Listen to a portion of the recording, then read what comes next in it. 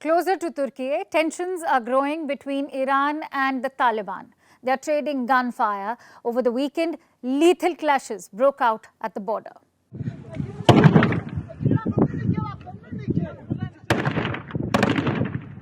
At least 3 people have died, 2 Iranian border guards and 1 Taliban fighter.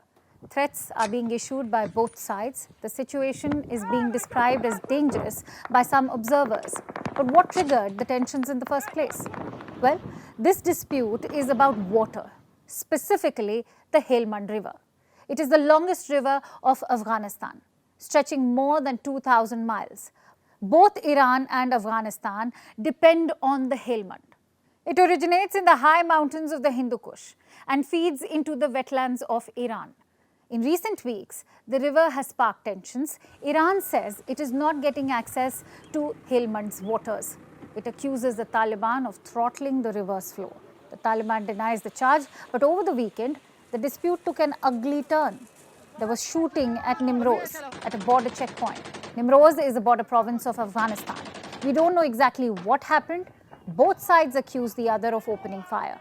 After the clashes, Iran is said to have closed an important border crossing, the Milak-Zaranj post. This is a commercial crossing. It is away from the area where the clashes happened. It is believed Iran closed this post in response to the firing. So it is clear, all is not well between Iran and Afghanistan. This is not the first time this has happened. The dispute is over Helmand's waters. This is an old one. Its origins can be traced back to the 1940s and 50s. During those years, Afghanistan built 2 major dams along the Helmand. This had alarmed the Iranians because the country had experienced intense droughts. In 1973, a water-sharing treaty was signed, but the dispute was never resolved. Iran says the treaty is not being honored. In recent weeks, Iranian President Ibrahim Raisi has issued repeated warnings. I have the statements with me. Listen to this.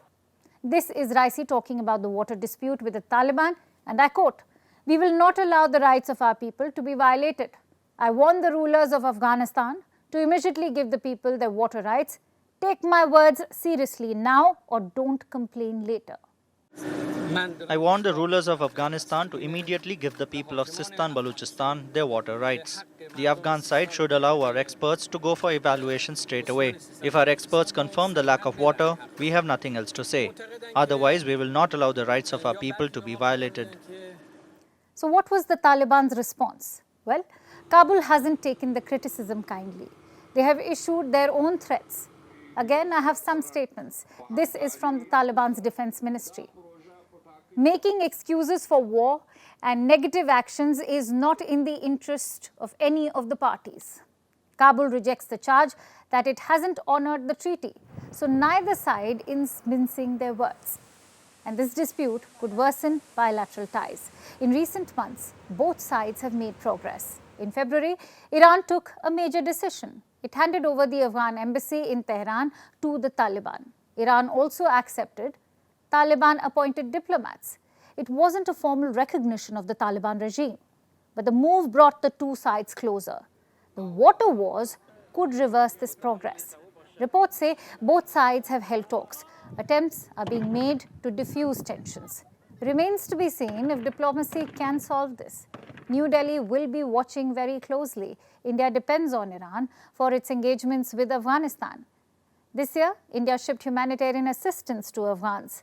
Wheat consignments were delivered via the Chabahar port.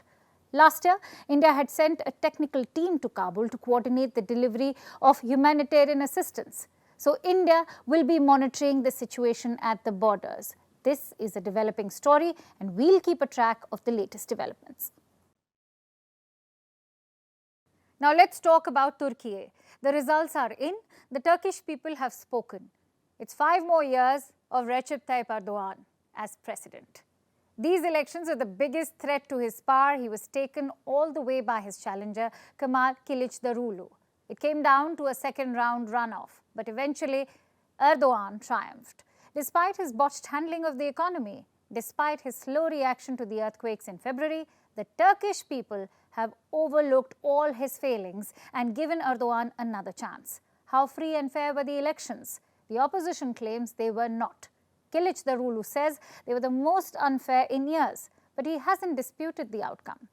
So Erdogan has won his 11th election in a row, his last election apparently. Here's our report. This was the Turkish capital Ankara last night. Thousands gathered to congratulate their leader. Recep Tayyip Erdogan has won again. He will remain Turkey's president till 2028. With this victory, he enters his third decade in power. We are very happy, full of joy. I can't even contain myself. I thank God. Today is our happy day. Our president has won. I feel like I'm going on a pilgrimage to Mecca. The victory is ours. We are very happy. By Mr. Kemal, thank God, Islam has won. She says Islam has won. That's because of Erdogan's politics. Erdogan is unabashedly a nationalist and centers his politics around religion. He has a strongman image to boot. This persona and his longevity were always going to help him, despite the disasters that Turkey is going through. Economically, Turkey is in big trouble. The lira fell to a record low against the US dollar today. It's trading at 20.10 to the dollar. It's a reflection of Erdogan's economic mismanagement. He's overseen the lira's value fall by 90% over the last decade. His unorthodox economic policies have been blamed for the lira's crash and record inflation in the country. Erdogan has also overseen a sharp turn to political Islam while in power, away from the secular politics Turkey had embraced when it became a republic in 1923. Erdogan has also been chipping away at democratic institutions over the years.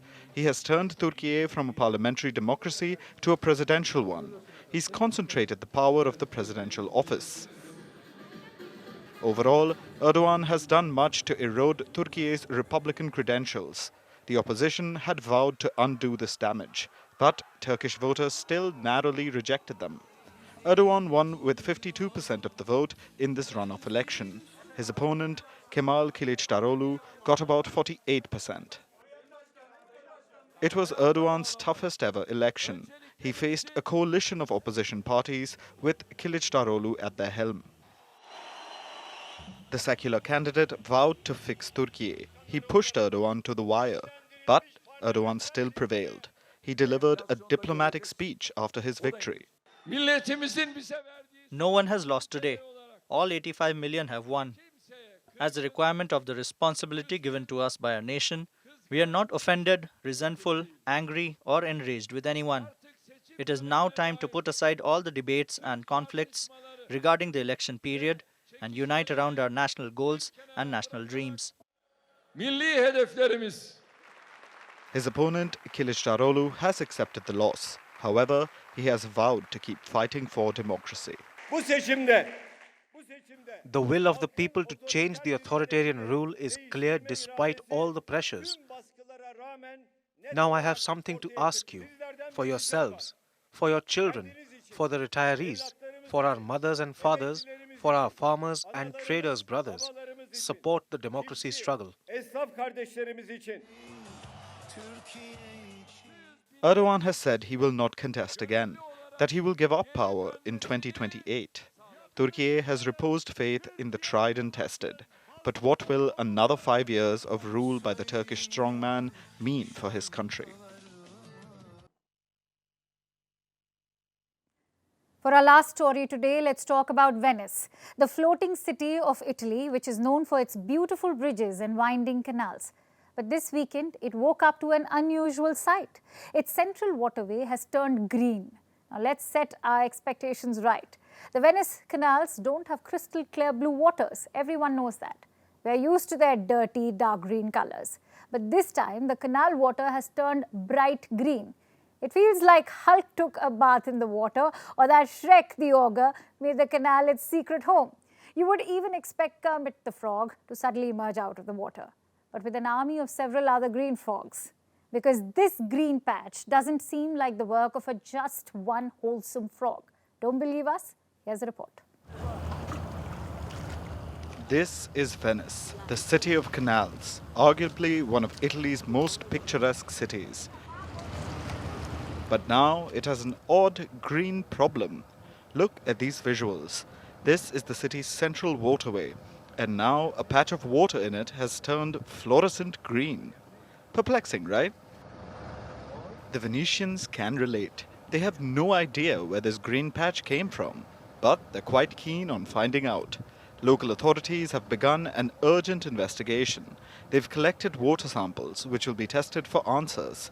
But while the world awaits them, it has turned to conspiracy theories. Many speculations are floating across the internet, but one of them seems plausible. It suggests that the green water is a mark of protest, that environmental activists released dye into the water, and that this dye turned water green. This is not difficult to believe. After all, a wave of disruptive activism has swept across Europe, and environmental awareness groups have hit Italy as well. This month itself, a climate action group stepped into Rome's Trevi Fountain. It's a popular tourist spot, and its water was mixed with diluted charcoal. Soon the water of this beautiful fountain turned black. But even if we stick to the color green, this is not the first time Italy has witnessed something like this. In fact, it feels like history is being repeated. Let's go back to 1968. This is an Argentine artist named Nicolas Garcia Uriburu. He dyed the waters of the Grand Canal in Venice green. Why? To raise awareness of ecological issues. Venice has been of particular interest to environmental activists because it is one of the world's most fragile cities, constantly threatened by rising sea levels. It was hit by major floods in 2019. While those waters receded, its problems haven't. The city is literally sinking. So it has now come up with an ambitious $6 billion plan to save Venice from flooding. The city has also instituted strict rules for tourists. The authorities want their help in preserving the environment. But this hasn't calmed environmentalists. They want the government to do better. And some have resorted to chaos to gain eyeballs. It's not clear whether this incident is an act of protest or not. The investigation has only just begun. So far, it indicates that people need not be scared. Investigators say this green patch has been caused by a harmless dye called fluorescent. It's used to track the flow of water. This substance is not uncommon. But here's the catch. Usually experts use 1 spoonful of this dye to analyze water flow. But in this case, it seems like at least 1 kg of the dye was dumped in the water. Talk about getting your calculations wrong. But was it deliberate or an accident? It's difficult to believe that something like this just slipped into the canal like an oops moment. Whatever may be the reason, as long as a giant green squid monster is not releasing ink into the water, there's no need to feel blue over this fluorescent green. And now let's turn our attention to Canada. It is burning. Its eastern city of Halifax has declared an emergency. It is suffering from wildfires. Homes are going up in flames. There are power outages and hundreds of people are being evacuated. The fire has sent a huge pall of smoke over the city, but this port city is not the only one facing the brunt of wildfires. Hundreds of other wildfires are burning in Canada. Why is this happening, and what measures is Canada taking? Our next report tells you. That's fire. What you just saw is a dashcam video. It shows a car being driven through Halifax.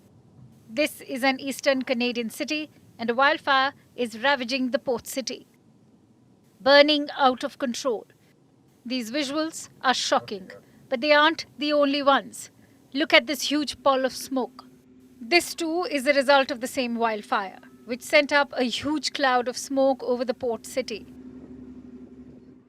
This looks scary because it is. There are flames everywhere. Roads are affected. Houses are burning. There are power outages. All in all, the situation is hazardous.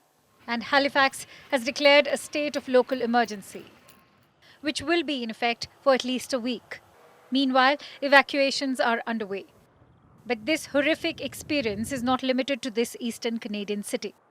It is being shared by Western Canadian province too, Alberta. Except here, the situation is much worse. Unprecedented wildfires are raging in Alberta. which too has declared an emergency. This province is home to 4 million people, tens of thousands of whom have been displaced. Their homes are burning. Millions of hectares of land has been charred by fire. About 2 weeks ago, this is what the authorities said. Our peak burning period, which is when the temperatures are at their highest and the fuels are at their driest, is still in front of us. They were right. The skies are still choking in smoke. There is no end in sight for these record-breaking fires. Question is, why is this happening? During the spring, the snow begins to melt. This exposes tree branches and dead leaves underneath. Experts call this fuel because they are flammable. And warm temperatures and dry conditions only increase the flammability. Both of which Canada saw this year. It dived into summer with record-breaking temperatures and a terrible heat wave, especially in areas like Alberta and British Columbia, which saw both record-breaking heat and below-average rainfall, which was even 75 to 100% less than usual in some areas. This just made the entire situation worse. And this is alarming. Parts of Canada do see wildfires, but they don't usually come this early. What's more, they aren't usually this spread out. Authorities are working to control these wildfires, but this time it's challenging because big wildfires aren't concentrated to a specific part. There are a lot of big ones spread across different territories. About 100 wildfires burned just Alberta, and Canada is doing its bit to get things under control. But matters are only getting worse. Much of the fire season is still left. Experts say there is no end in sight. It seems like there will be months before the situation comes under control, which only feels like a trailer for what is to come. As our climate warms, we expect to see more fire, more power disruptions, more burning houses, more people displaced, and many more clouds of smoke. Unseasonal heat has become more frequent, probable, and intense, all because of human action. Our world is on fire. Question is, when will we wake up and smell the smoke?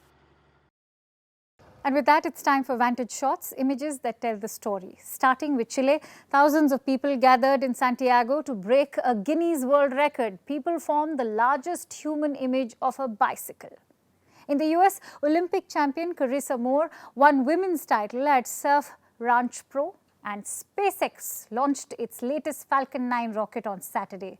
And finally, what makes May 29th significant? Taking you back in history.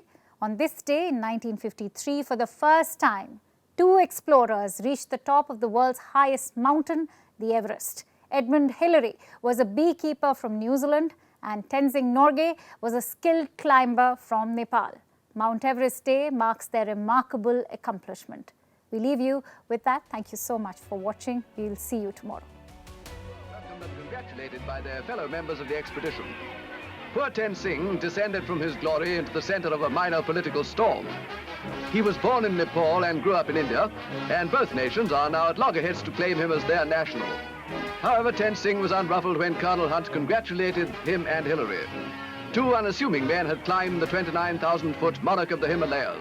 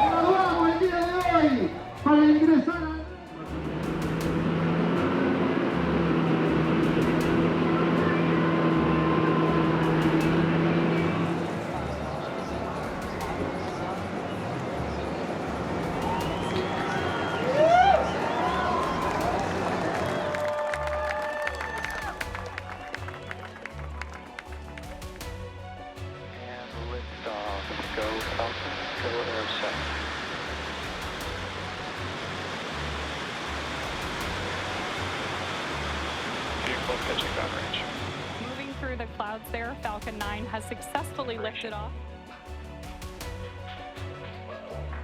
There's that gorgeous view on your screen there of the city.